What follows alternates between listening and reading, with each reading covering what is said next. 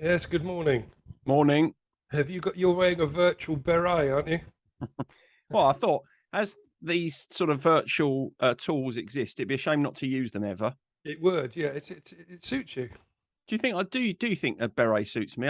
Perhaps I might buy one in real life and wear it. I think, yeah. Well, we used to wear one in the Scouts, didn't we? I didn't ever wear a beret in the Scouts. Didn't you? Don't think Uh, so. Don't well, think I you ever had a. obviously do. Did you have to wear them? Did you have to wear berets for every Scout meeting? Of course. Yeah, we used a cap in the Cubs and a beret in the Scouts. I remember the cap in the Cubs, but I don't remember having a beret in the Scouts. I don't think we wore. I don't think we wore them. You're probably one of those poor troops, weren't you, that couldn't afford much. Yeah, you were obviously in a foppish troop. Well, I think it was. You were what were you in the dandies? Were you? We were in the Some Mothers Do Have 'Em troop. Did you have to wear really big cuffs on your shirts and stuff?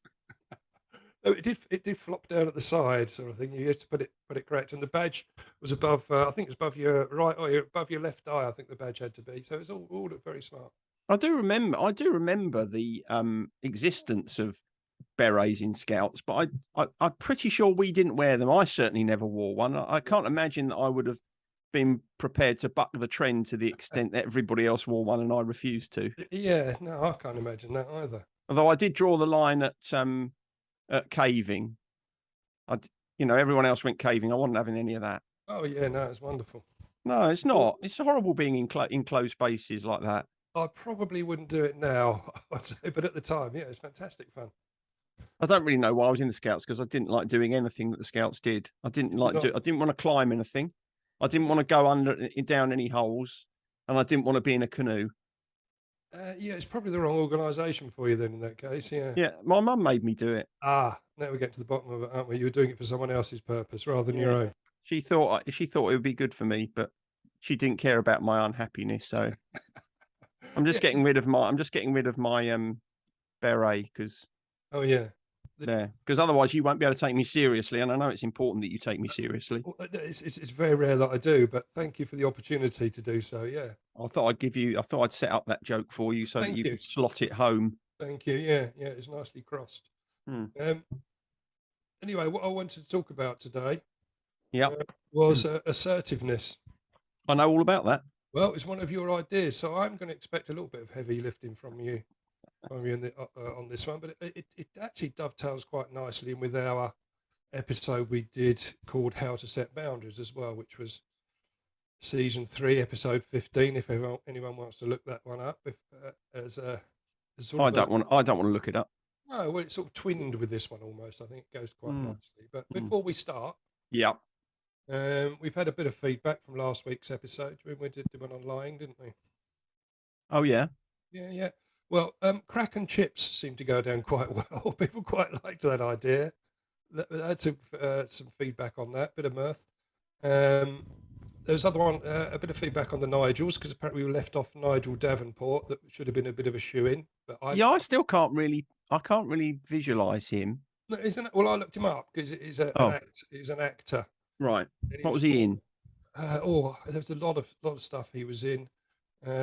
I can't remember. I did look it up, but I've forgotten now because it was a few days ago. I did the research on that, but I know He's obviously a significant, memorable actor, then, isn't he? If you can't remember anything he was in. well, he was. The thing I think he was born in sort of 1929 or 1930, something like that. So Oh, he was in a lot of films that way before my time. But right. Okay. I must admit, my highlight from last week's episode was crack and chips. crack and chips, yeah.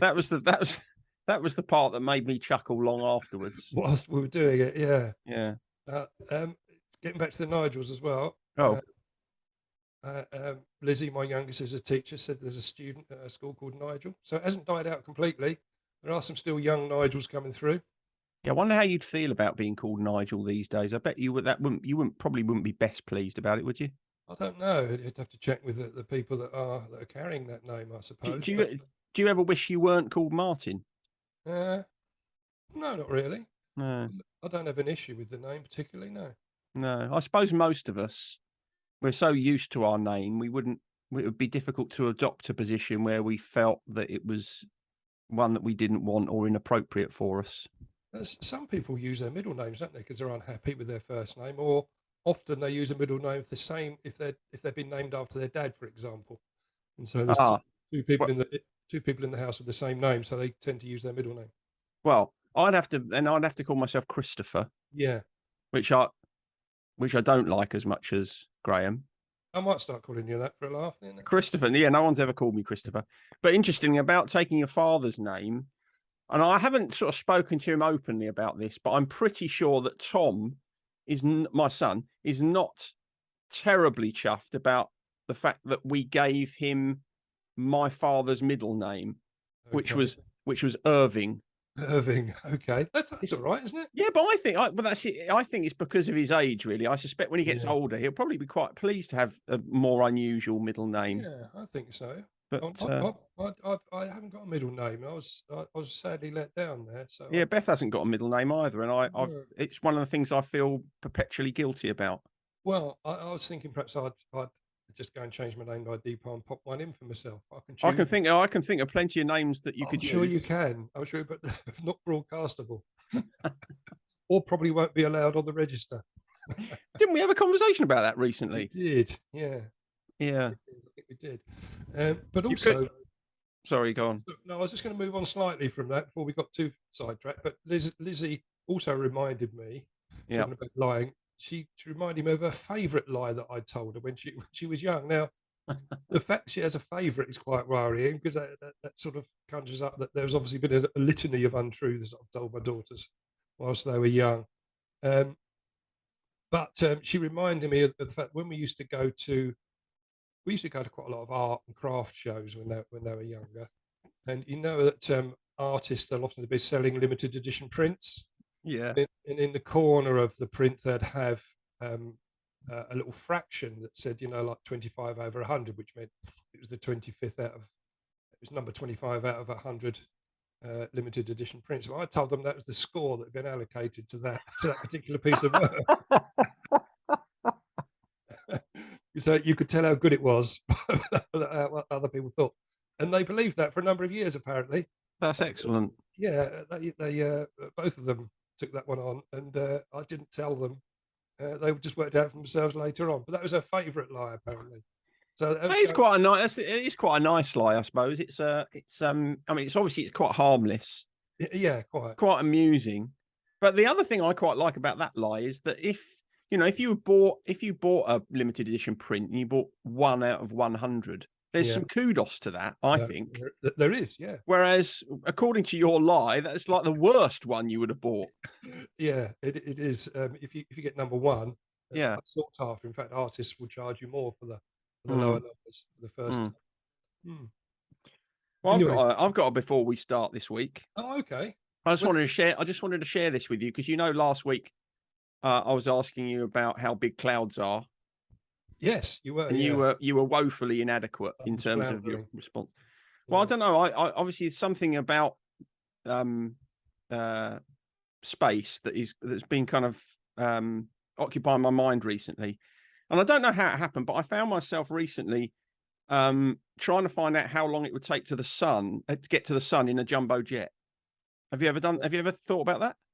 no, I know it. The sun is 93 million miles. Oh, I don't know how far away it is, and I know there are lots of nerdy facts you have to take into account, like if you set off, by the time you got there, it wouldn't be where it was when you set off, and all that stuff. Okay, yeah, But let's just put all that aside, okay, because this is how it kind of worked out. I found out that it would take 19 years in a jumbo jet to get to the sun. okay, Okay, which is quite a long time. yeah, But here's an interesting fact. Then, for some reason, I fell down another hole and I wanted to find out how long it would take to watch every movie ever made. okay. Now, turns out someone's done this calculation. I can't Oh, promise that I don't know how accurate it is. So if anybody's out there who's done this calculation disagrees with me, that's fine.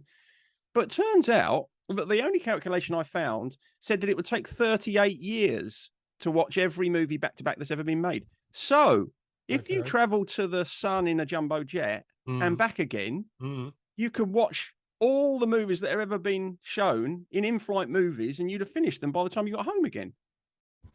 Does that would you go round the sun and come back, or just turn around on a sixpence and come back once you hit the I think you'd surface? have to. We couldn't land, could you?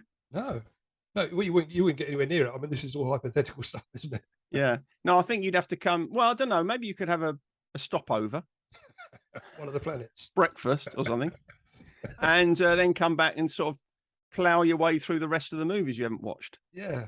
Mm. Mm. Anyway, it's interesting, isn't it?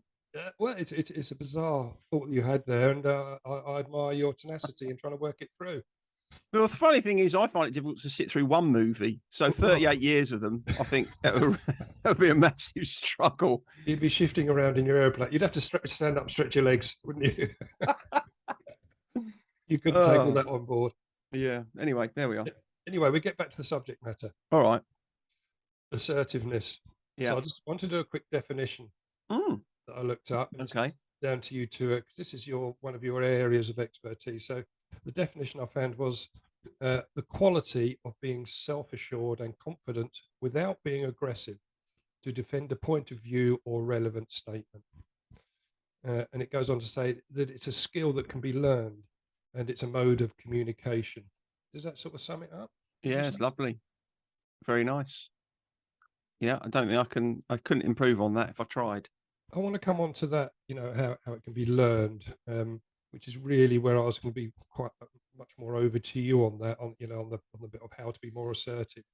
So we can either do that first, or we can look at some of the other notes I made on what are the benefits of being assertive, what are the dangers of not being assertive, and why some people aren't assertive. Okay, yeah, let's do that. You want to do those? Can we start with a quote? Yeah, if you've got one to hand. I've got one. Yeah, cool. Novelist Louisa May Alcott once said, "The duty we owe ourselves is greater than that we owe others," which is something important to remember when you're trying to be assertive. Okay. Because one of the difficulties of being assertive is, well, one of the things that stops us being assertive is we're kind of constantly thinking about what other people expect or want from us. Okay, I do like that quote. And can you just remind us who that was from again? Louisa May Alcott. Didn't she write Little Women or something like that? Did she write that? Did you write that? I don't know, mate. I don't know. I've probably shown terrible ignorance there, but you didn't do your research. But you did do your research on it, obviously. I didn't do my research. Yeah. But as a quote, regardless of who said it, it's good, isn't it? I think so. Yep. So what are the benefits then of being assertive? And this is what again, you can chip in on this, because this is what I came up in the research. And this is sort of vital in recovery, I think, because when we rebuild our lives and attempt to be the best possible version of ourselves, I think getting assertiveness involved in that is going to stand us in good stead. And the fact that it's also linked, so I understand, to self-esteem. Definitely. Which is, whilst we're in the madness of addiction, our self-esteem is on the floor. It's totally crap. So have you got in your notes, are you covering in your notes the alternatives to assertiveness? No. So if you're not being assertive, you're being one of three other things.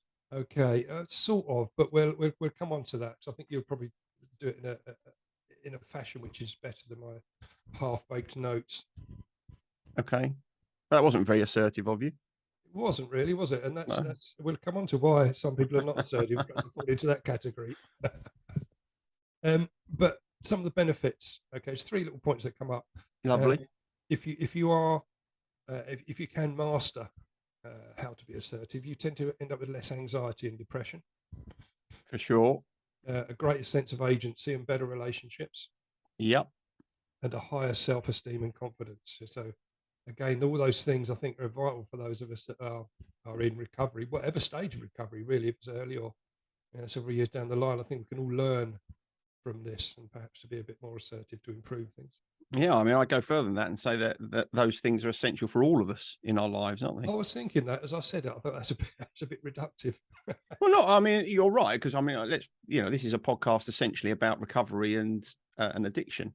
Yeah. But I think, as we often find, there are lots of things that we highlight as being important for people in recovery that people who are not in recovery shouldn't think, oh, well, that's all right, I don't need to do that. You definitely do. That's part. I think, quite often the situation is more that it's more challenging perhaps for people who are in recovery, or more challenging for people who've got a history of addiction. But You know, Yeah. most of the things we talk about are things that we all need to be better at. Which is good, because I think we get quite a lot of people that listen to our podcast that aren't in recovery. Yeah, which is good, really. It is. Well, the feedback I get is that they quite like the humour involved, and obviously that's from, I put most of that into the podcast, and you're a bit of a wingman on that. But yeah, That was quite assertive. probably wrong. Inaccurate, but Inaccurate. assertive. So the next bit was, what are the dangers of not asserting yourself? Okay, and the 3 points that come up here was, if you don't assert yourself, you'll end up experiencing the sensitivity to criticism, insecurity and anxiety, and low self-esteem. So that's pretty much the opposite of what I said on the benefits, really. And I think some of us can appreciate the next point, that you can end up being treated like an emotional doormat, whose needs always come second. Yeah, if you can't be assertive, then you end up living your life according to other people's needs and desires. Yeah. That's essentially what it is. You kind of go through life living on behalf of someone else, living at the behest of someone else, or, never really thinking about what you need, thinking primarily about what other people need. And then you kind of if you live a life like that throughout your life, you get to the end of your life and you think, hang on, I haven't done what I wanted to do. I've done everything that other people wanted me to. A bit like joining the Scouts and you didn't want to. Exactly that. Exactly that. But that's an interesting point. There is a serious point in there, because I think a lot of the things that I've struggled with over the years in terms of, inability to say no or people pleasing came from my relationship with my mother. I was so anxious not to upset her and to make sure I said yes to her all the time.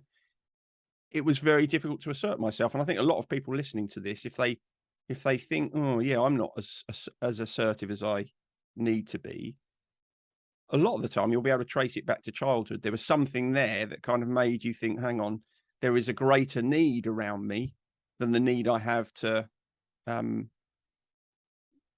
tread my own path. I almost said journey there, which would be disastrous. You avoided it, didn't you? Didn't I got a feeling, didn't you mention that in your blog this week? I did. About that relationship with your mum. I did. Yeah. Which is it's a good blog. It's a good blog. I enjoyed it. I only read it this morning. I think you only put it online this morning, didn't you? But yeah, I did only put it online this morning. I expect it would have attracted you, because it was about the definition of recovery, wasn't it? It was, yes. So I'd have read, well, I do read them anyway, I've got to say. But that's there was one last point. It said, in extreme cases of not asserting yourself, you can completely lose sight of what you need and want in life, which again we sort of really covered. But so why are some people not assertive? Okay, and these again, there's 3 points that came up. First one was, they often believe deep down that they are less worthy than others. So I thought, that sounds about right, doesn't it? It does. The important thing about that is to work out why. Yeah. Because obviously it's destructive for you to think that you are, your needs are less valuable than other people's. But just knowing that, or just feeling that, is not, that's not taking you towards solution, is it? Really, if you do feel like that, you would benefit from doing some sort of work to understand, well, where have I learned that? What's happened? Because unless you believe you were born feeling that your needs are not as important as other people's, and I wouldn't think many people think that, then at somewhere along the road you've learned that. Yeah. Do you think it leads on to the second point, really, is that a lot of people perhaps aren't assertive, or not assertive enough, because they doubt themselves and hesitate before taking any action because of the fear of the consequences. I think a lot of people do that, especially in a relationship. Yeah, you avoid being assertive because you fear that by asserting your own needs, you'll upset someone else, and whatever that results in will feel worse than pushing away your own needs. Yeah. But as as we were talking about before, where does that end? At what point do you say, well, actually, no, this is quite important for me. This is something that I need to do. That's the problem. It becomes habitual. It is, and I think the people that are less assertive, they frequently avoid trying new. This is what the third point. They frequently avoid trying new things and tend to let other people's desires determine their goals. So again, it's fitting in more which other people. There's always going to be a bit of give and take on that, though, isn't there? Certainly in a relationship, you can't both be totally assertive all the time. No, but here's a little thing to ask yourself. If you're not, well, you can ask yourself this, but it was more for our listeners' benefit. If you find yourself, here's a little thing to ask yourself to see if you have a tendency to avoid assertiveness. Are you one of those people who, when a friend or your partner or whatever says to you, what do you want to watch on telly? What do you want for dinner? You always say, I don't mind. Because if you're someone who always avoids the opportunity to make a choice, you're being passive.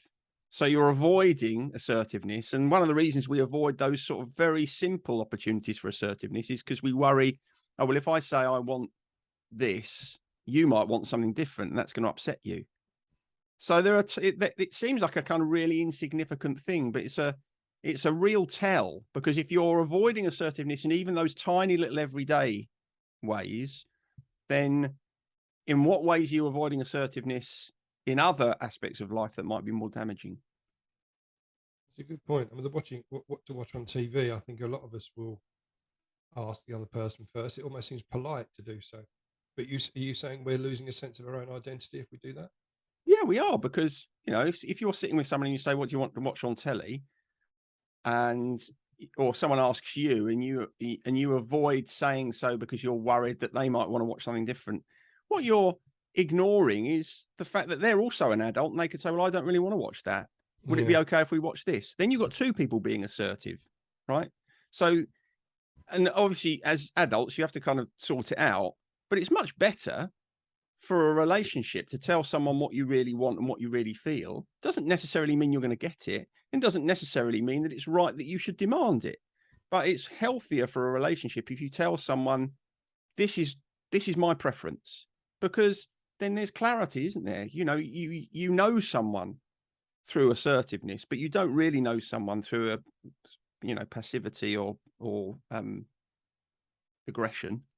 So in that set of circumstances about what to watch on TV, I know a number of people to say, well, we'll put what you want on the TV. I'll watch whatever I want on my iPad with my earphones in.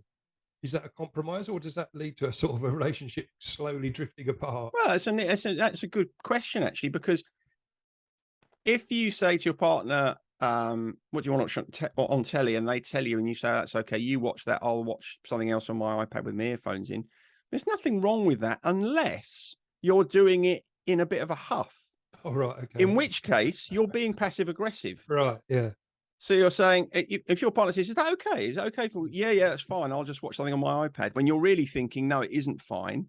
Yeah. You're not being assertive. You're being passive aggressive. And obviously, if you throw something at your partner when they say they want to watch something, then you're being aggressive. Okay. So, they're the kind of four positions you can adopt. You can be assertive, you can be passive aggressive, you can be aggressive, or you can be passive. There's no other option. You've got to be one of those. Yeah. Okay.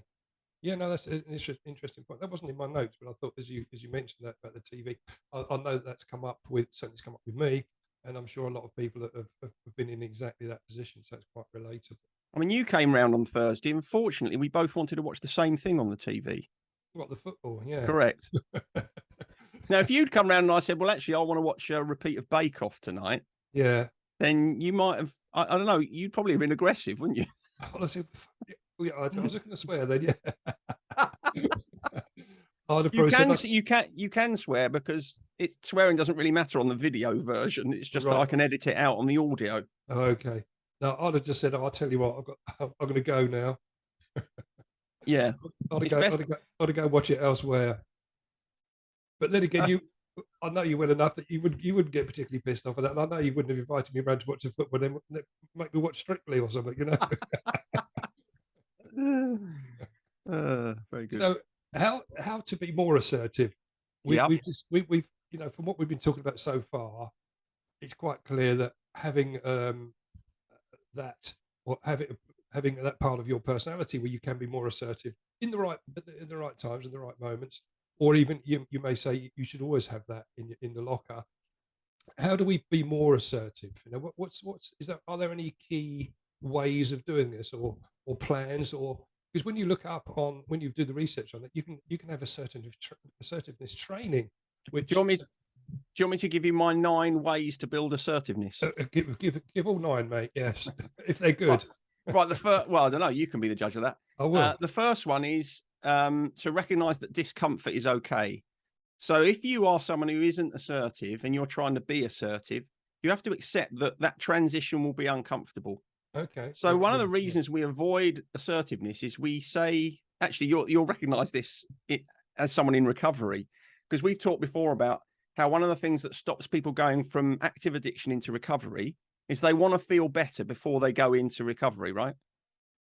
They want to feel strong enough to go into recovery Okay. before they. Yes. And we both know you can't do that. You have to go into recovery in order to feel strong enough. Yeah. It's the same with assertiveness. If you're someone who isn't assertive, you have to start being assertive in order for it to feel comfortable.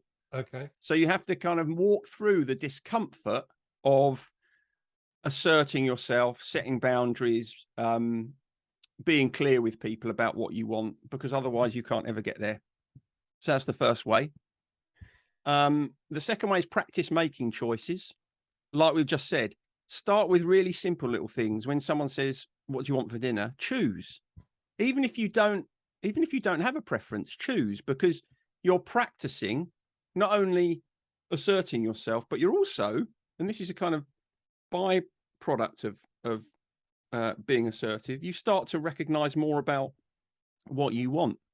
Sometimes if you've led a life of being passive, you don't even know what you like because you're so used to letting other people choose. That's 2. That all makes sense. Number 3 is practice saying no. Okay. Learning how to say no, I suppose. Learning how to say no, start small. You don't have to push back against things that fill you with panic and anxiety. But if you get better at, we talked about this, didn't we, recently, about, you said to me, "Do you want to come to the football?" And I said no. Mm. Yeah. Now, if you find it difficult when someone invites you somewhere to say no and you kind of end up saying yes and then pulling out the last minute, that's passive aggressive. So you've got to change that behavior. So start with small things. Start expressing a preference. So, do you like this? Do you like that? No, I don't really. Again, it kind of feels uncomfortable when you first do it, but after a while it becomes more comfortable. How am I doing? That's 3, isn't it? That's 3. Number 4 is recognize that some people will resist your assertiveness. So you might have someone in your life, or there might be people in your life who always want to be in control. They are going to be people that are harder to assert yourself with. But you have to recognize that when someone adopts a position that is kind of one up versus you, when someone behaves as if their needs are more important than yours, there's no point you waiting for them to come down and be reasonable with you. You will have to step up and be a little bit firmer and say, "No, this is actually what I want," or I don't want to do that, or "Don't touch me there," or whatever it might be. So that's another one. The 5th one is accept that you won't always succeed.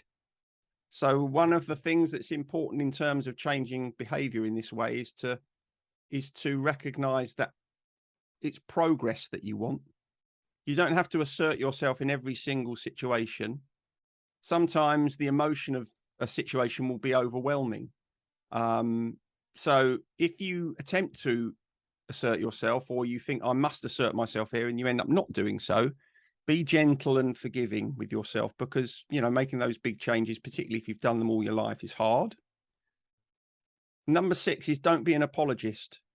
One of the things that people do when they start to assert themselves is they'll assert themselves and then they'll apologize and say, "I'm sorry. Is that okay? Are you all right with that?" Don't do that, because as soon as you start doing that, you're kind of undermining your own choice. You don't have to. It's okay. If someone asks you to make a choice and you make it, it's okay. Number 7 is when other people tell you you're behaving unreasonably, that isn't necessarily the case. Maybe they're telling you that for their own means. Maybe they're telling you that because they wanted the opportunity to assert themselves, and you being assertive has robbed them of that. So there's a kind of, if you find it difficult to assert yourself, if someone pushes against you, sometimes it's very easy to think, "Oh, I'm being overbearing," or "I'm being selfish," or whatever it might be. But just because someone else thinks that you're being like that doesn't necessarily mean that you are. I'm nearly there. Number 8 is when you assert yourself, you don't have to keep talking. You don't have to keep reiterating. You don't have to over explain. You know, someone asks you something, or if you say to someone, I mean, in the workplace, for example, can you stay late and finish this report? No, I can't tonight. I'm busy. That's it. It's like your phrase, no is a complete sentence. Yeah. Once you push back and you say, no, I can't do this, you don't have to over justify. And the last one is a kind of, I suppose, an all encompassing one, which is remember that the root of being assertive is self-love, caring about yourself, recognizing probably above all else that you deserve to be assertive. Being assertive is not selfish. It's not ignoring other people's needs. It's recognizing and occupying the space that you deserve in the world. How's That all that? sounds good. And I didn't see you looking at any notes here. Did you just remember those off the top of your head, or have you got them on a screen above the? I did a presentation on assertiveness recently. Oh, did you? And I was just looking at the slides that I had for the nine things to help you be more assertive. Okay. And that all sounds very good. And the only other thing that came up was because that's all sort of language based. Is there anything any sort of body language that we should adopt or not adopt when we're trying to be assertive? Does that anything other than a normal posture? Can that come across as aggressive or passive, or is that something you've ever looked at? I've not really thought about that, but I'm sure that the answer is yes. You know, your body language. I mean, they say, don't they, that 70% of our communication is our body language. Yeah. So yes, I'm sure there are ways of undermining your words by the way that you're positioning your physical body. Well, have you got something on that? No, well, it was the opposite of undermining your words. Really, it's just that if to remain confident, or the attributes of a confident person is to stand up tall and make eye contact. Yeah. And I think a lot of people have trouble making eye contact or maintaining eye contact. I think a lot of us do, don't we? Especially if it's too long. There's probably an optimum amount of time you should look someone in the eye. If you can continue to do it all the time, 100%, that can come across as a bit aggressive, can't it? Yeah, it can. Yeah, so there's a kind of middle ground, isn't there? If you never make eye contact, that's people find that a bit kind of dismissive and disrespectful. Although some people do genuinely have difficulty maintaining eye contact. I mean, for instance, if you're autistic, then eye contact's really tough for you. Right. Okay. But you're right. Maintaining eye contact constantly is quite, it makes you feel uncomfortable, doesn't it? Yeah, it does. It's one of the reasons about this.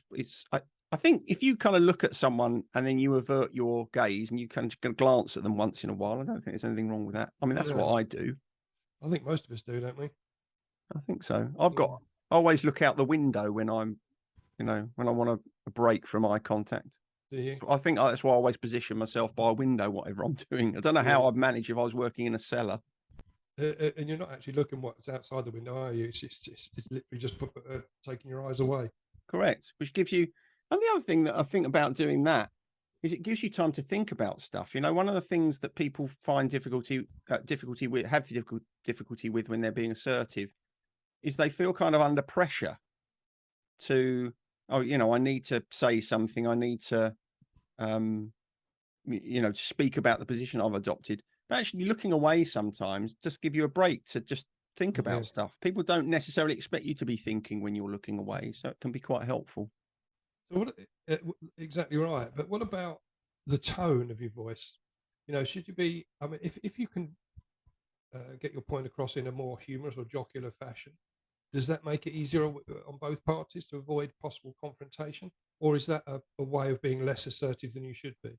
No, I don't think there's anything wrong with that. As long as you're not, to use humor to diffuse a situation, I think is fine. But I suppose it's like anything. You've got to be careful not to overuse it, not to use it inappropriately. I think the other thing though about tone is, I think it's easy for us to kind of get louder and speak more quickly when we're trying to be assertive. But actually, the reverse is assertive. You know, it's like you were saying with posture. If you're standing up straight and you maintain some eye contact, then you need to speak just at a normal volume and at a Yeah, normal speed, because actually yeah, that's much more assertive than anything else. yeah, yeah. That came across when I was looking at the research on that.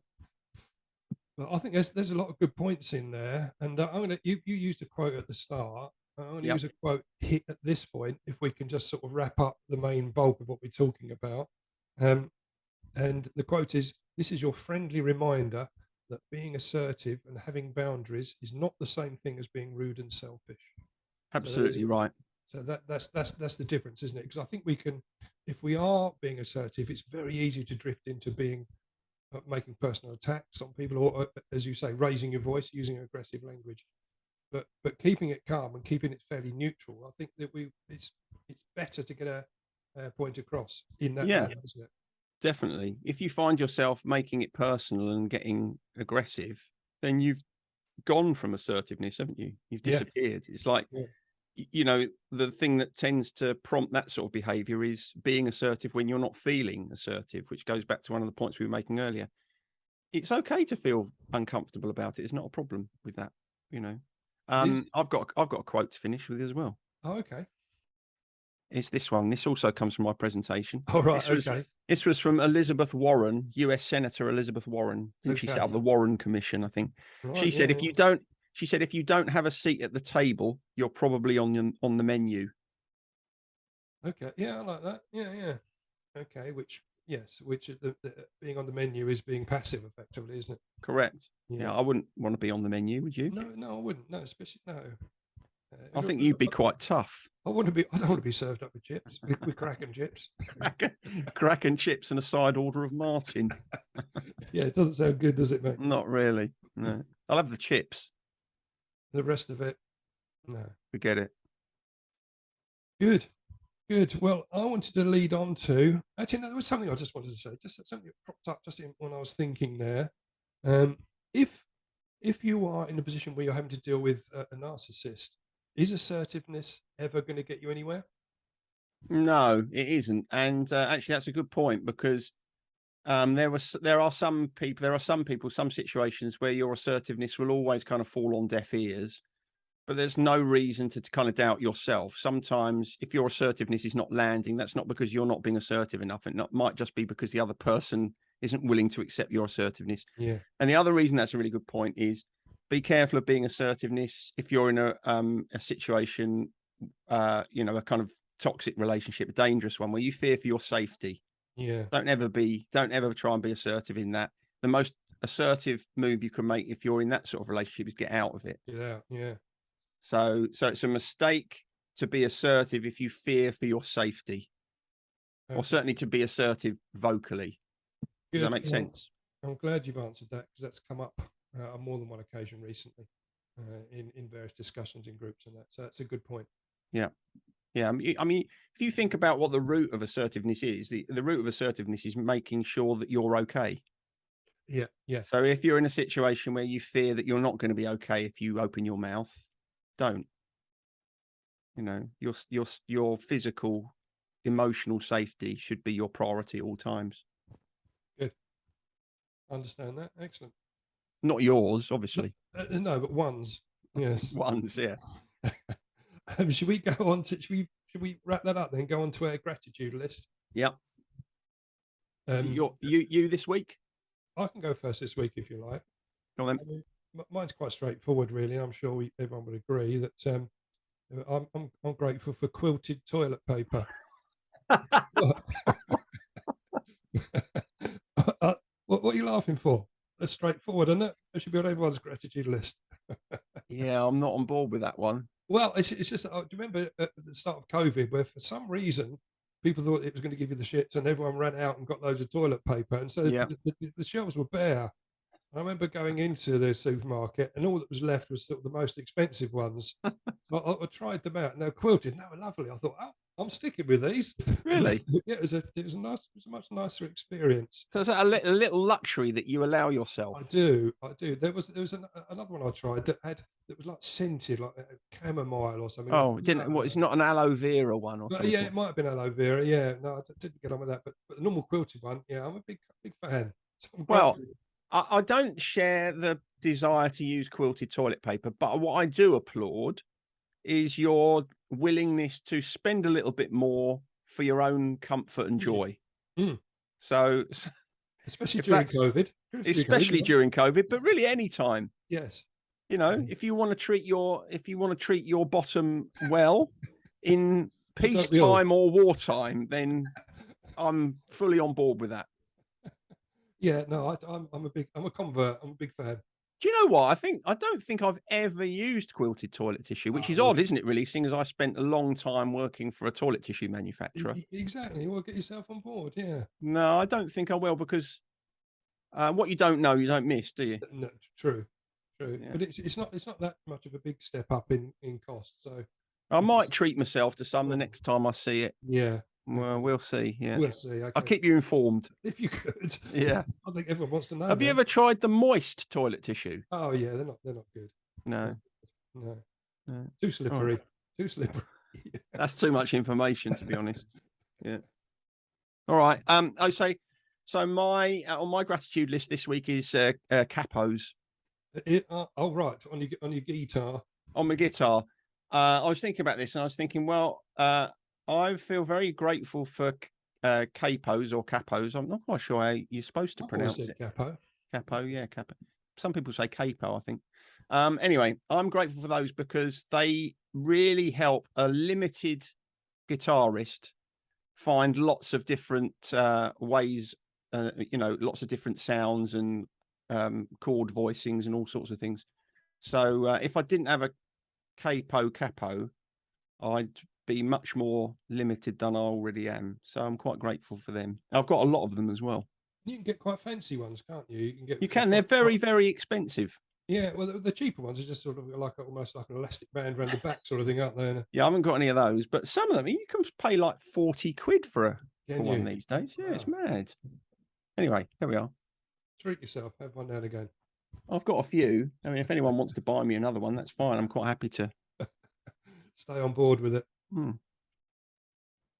Okay. Well, that's it really. I was going to look at daysoftheyear.com. Yeah. There's a couple. In fact, one come up this morning when I was just checking.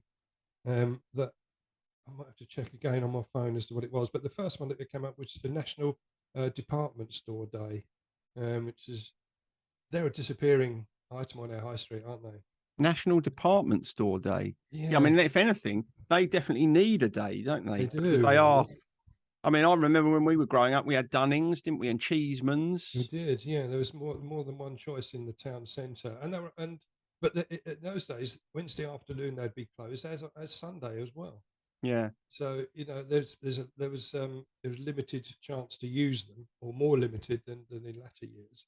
I used to go to see Father Christmas in both Dunnings and Cheesemans. Of course, yeah. But in the Cheesemans one was always better.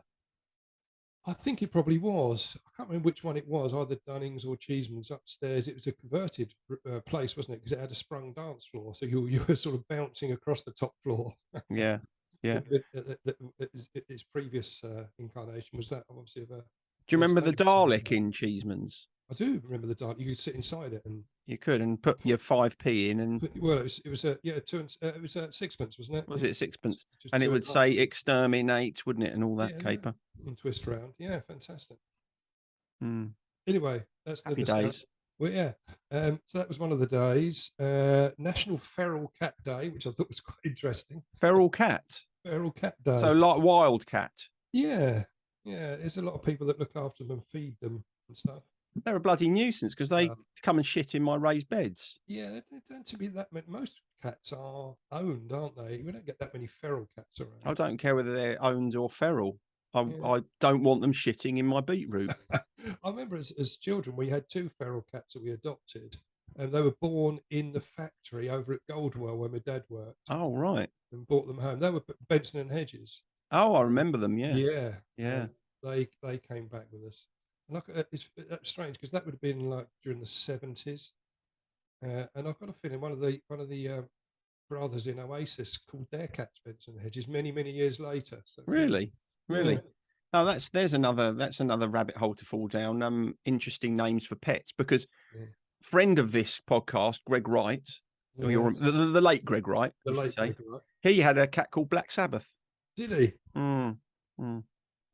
Must have been difficult to call it, though, mustn't it, when it was out and you wanted it to come back in? Black Sabbath, Black Sabbath. Yes, there is. I've got quite a number of interesting names for pets, but we digress. We'll come back to that another day, maybe. Another episode, perhaps. Yeah. But the one that caught my eye just this morning was it's called National Mulligan Day. Mulligan Day. Have you come across that on the golf course? I was going to say, yeah, that's the only place I can think of it is on the golf course. Exactly. It's all about giving yourself a second chance, which is quite an interesting one, really, isn't it? So definitely. Yeah. I can't remember the conditions under which you're allowed to do that on the golf course, but I suppose everyone in recovery is giving themselves a second chance, aren't they? Exactly. We have Mulligan days quite often. We've got loads of Mulligan days during the year. You are the personification of Mulligan, aren't you? Yeah, it was named after a golfer. Was it? Given a second chance. Yeah, but I reckon it's, whether give yourself a second chance on National Mulligan Day, whether it's a former relationship with a friend or loved one, or an old hobby that you've abandoned, or a past mistake that needs rectifying, you can give it another go on National Mulligan Day. So that's today. It's today. I might think about what I can have a second chance at then. Yeah. Yeah. It's in quite relevant, that one. So yeah, much more relevant than Feral Cat Day or Department Store Day. Department Store Day, but I quite liked it. There was a hint of nostalgia about both of them. So, yeah, I like that. It's very good. Okay, good. And just on this day in music. Oh, okay. You would be quite in 1972 on this date. Creedence Clearwater Revival split up. So I suspect you. I bet that put you into mourning, didn't it? I was only 7. 7. And the Beatles recorded Day Tripper in one day, 3 takes, one day. Day Tripper. That's not bad, is it? 1965. That's not bad. Yeah. 1965. Yeah. Oh, I was even younger then. Yeah. I had just been born. Yeah. Oh well. All right. So that's me rounded up. Good. Well, I'm going to be assertive now, so I've got to go because I've got some bread in the oven and it needs to come out. I respect that. Thank you. All right. See you next time. You didn't need to explain why you was going to have to wrap it up. You could have just said, I'm wrapping it up. Oh, very good. Yeah. Yeah. Practice what you preach. Yeah. Now fuck off. Yeah. Well, that might be edited out. It might not. Anyway. It will be in the audio, certainly. Can't you bleep it out? I could do. I've never tried that. Have you got a bleep? Yeah, I'm sure I could do one. I might find some sort of a bleep. If you can, because then I can swear more then in future, and you can just bleep it as necessary. All right, I'll have a look. Good work. All right then. Cheers then. Laters. See ya. Bye. Bye. Sideways was created by Graham Landy and Martin Pankhurst. If you want to read more about our work or sort through the extensive archive of past episodes, just visit grahamlandy.co.uk/sideways-podcast. You can follow us on Twitter or Facebook or Instagram at Sideways Podcast, and you can email us if you have a question or if there's something you'd like us to cover. But most of all, we want to tell you how grateful we are that you come and listen, and we ask that if you've enjoyed what you've heard, that you spread the word. And we'll see you next week.